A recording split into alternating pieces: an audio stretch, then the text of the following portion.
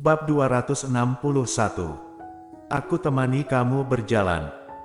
Andrihan orang ini sulit dimengerti, orang biasa sama sekali tidak dapat menebak pikirannya. Bahkan Siskasu yang sudah mengikutinya begitu lama juga tidak bisa menebak pikirannya, apalagi Claire Sen yang baru berinteraksi.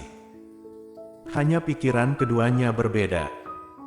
Claire Sen tidak bisa berpikir ke tingkat yang begitu dalam, hanya menggunakan perasaannya sendiri untuk merasakan, baginya Andrihan memang sangat seperti seorang kakak. Dia sendiri merasa aneh, bagaimanapun. Tidak pernah ada pria yang memberinya perasaan seperti ini. Namun Andrihan bisa, selanjutnya Claire Sen menghibur dirinya sendiri, kira-kira karena dia adalah kakak selihan. Memikirkan hal ini, Claire Sen lebih tenang lagi, lalu menjawab pertanyaan Andrihan dengan pelan. Di keluargaku ada orang tua dan satu adik perempuan. Ternyata masih ada adik perempuan. Bibir Andrihan mengatup, kalau begitu apa kamu dari kecil tinggal bersama dengan mereka? Mendengarnya, Claire Sen terkejut, beberapa saat kemudian mengangguk, tentu saja. Andrihan tenggelam dalam pikirannya, saat itu informasi yang diperiksa Siskasu juga seperti ini, dia dari kecil hidup bersama orang tuanya, termasuk saat dia diculik, juga tidak berganti orang. Namun, sebenarnya bagian mana yang salah? Bila dia sungguh putri keluarga Sen, kenapa Claire Sen bisa memiliki auranya? Kenapa keduanya bisa begitu mirip saat diam? Apakah di dunia ini ada dua orang yang memiliki bentuk yang begitu mirip walaupun tidak memiliki hubungan darah? Andrihan terdiam, alisnya mengernyit, jelas sedang memikirkan hal yang sangat penting. Suasana di dalam mobil kembali menjadi hening, Claire Sen diselimuti jas tidak bicara. Sepanjang jalan tidak tahu melewati berapa banyak lampu neon, ada berapa banyak gedung tinggi. Saat Claire Sen tersadar, mobil ternyata sudah berhenti di tempat tidak jauh dari kediaman keluarga Ye. Nona Sen, agar menghindari digosipkan orang, aku hanya bisa mengantarmu sampai sini.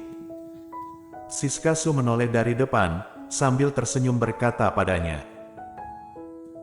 Claire Sen melihat sebentar keluar jendela, jalan yang familiar, dia dengan sangat berterima kasih menatap Siskasu. Sebelum membuka pintu dia melepaskan jas dan mengembalikannya ke Andrihan. Tuan Han, hari ini terima kasih banyak, aku pergi dulu, nanti bila ada kesempatan aku akan mentraktir Anda makan. Mendengar dia berkata akan mentraktirnya makan, ekspresi Andrihan berubah, mengangguk, 2 hari lagi aku ada waktu kosong. Gerakan Claire Sen berhenti, beberapa saat kemudian dia tersenyum, baik. Kalau begitu beberapa hari lagi aku akan menghubungi Tuan Han. Setelah Claire Sen pergi, Siskasu tidak tahan berkata, Tuan Han, Anda seperti ini apa mungkin terlalu langsung? Mendengarnya, Andrihan menaikkan alis menatap Siskasu, langsung dari mananya? Siskasu dengan canggung tersenyum, menggeleng, tidak apa-apa, Tuan Han memiliki pendapat sendiri. Hanya saja, Tuan Han, ada satu hal yang tidak aku mengerti. Selesai bicara, Siskasu sekalian meminta supir berbalik. Tatapan Andrihan masih terjatuh di sosok ramping yang menjauh itu, tatapannya muram. Apakah sikapku padanya membuatmu memiliki keraguan? Siskasu mengangguk. Benar, aku mengikuti Tuan Han bertahun-tahun, ini pertama kalinya melihat Tuan Han seperti ini. Pada seorang wanita, namun di mata Tuan Han. Jadi aku sangat bingung. Tidak perlu bingung.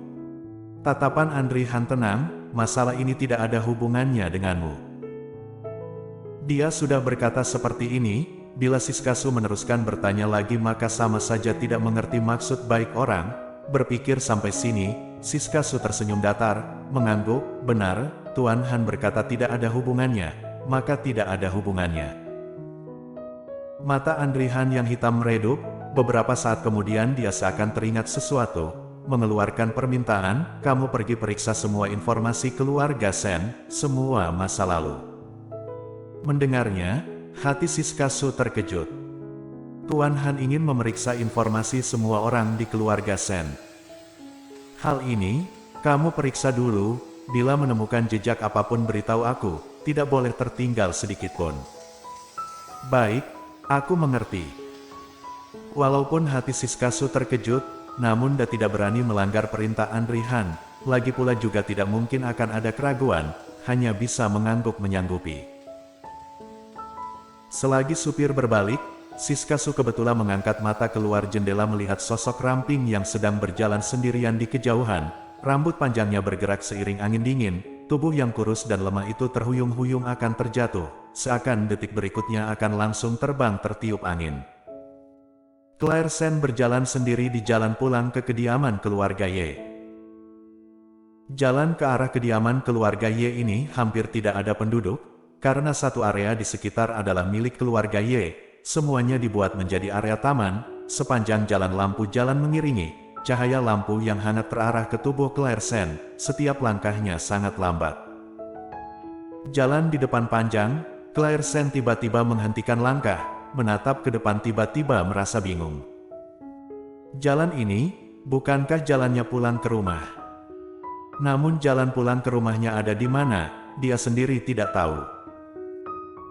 Di belakang ada suara mobil terdengar, Claire Sen juga tidak menoleh. Terakhir mobil itu berhenti di sisinya, lalu terdengar suara yang familiar, sedang apa berdiri di sini.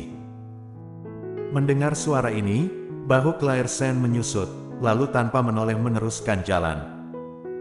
Ini adalah suara Golden Ye, dia tidak salah dengar. Kenapa dia bisa ada di sini? Berhenti. Golden Ye memarahi, namun Claire Sen tidak mendengarkannya, tetap berjalan ke depan. Apa aku harus turun menemanimu berjalan? Langkah Claire Sen kali ini baru berhenti, lalu dia menoleh menatap Golden Ye. Dia sedang menatapnya dengan dingin. Naik mobil. Claire Sen tetap terpaku di tempat beberapa saat, pada akhirnya tetap tidak naik ke mobil.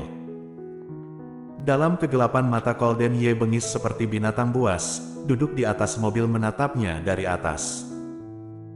Keduanya mematung seperti ini beberapa saat, siapa tahu Golden Ye tak disangka berkata, buka pintu.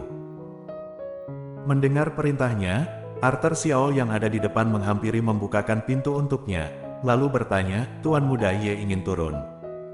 Tapi, tidak terlalu jauh, kamu pulang dulu. Golden Ye mendorong kursi roda turun, lalu memberi perintah dengan suara dingin. Kali ini Arthur Xiao baru mengangguk. Setelah mobil pergi, di bawah lampu jalan yang sepi dan dingin bertambah satu orang lagi.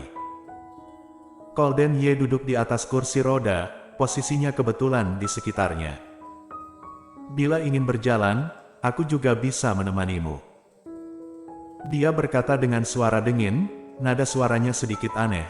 Barusan Golden Ye awalnya ingin memaksa dia naik, namun kembali teringat ucapan yang dikatakan Arthur Xiao padanya tadi sore.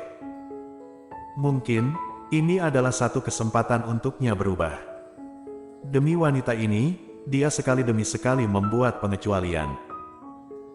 Claire Sen menatap Golden Ye yang duduk di atas kursi roda, walaupun tatapannya dingin, namun ucapan yang dikatakannya membuatnya terkejut, lalu dia membalas, siapa yang mau kamu menemaniku berjalan? Aku bisa sendiri. Selesai bicara, Claire Sen membalikkan badan dan pergi. Golden Ye tidak senang, berkata dengan suara dingin, kemari dorong aku. Atas dasar apa? Golden Ye tersenyum dingin, atas dasar aku turun dari mobil demimu. Wanita bodoh. Wanita bodoh. Ini pertama kalinya Golden Ye memakinya seperti ini, wajah Claire Sen seketika memerah.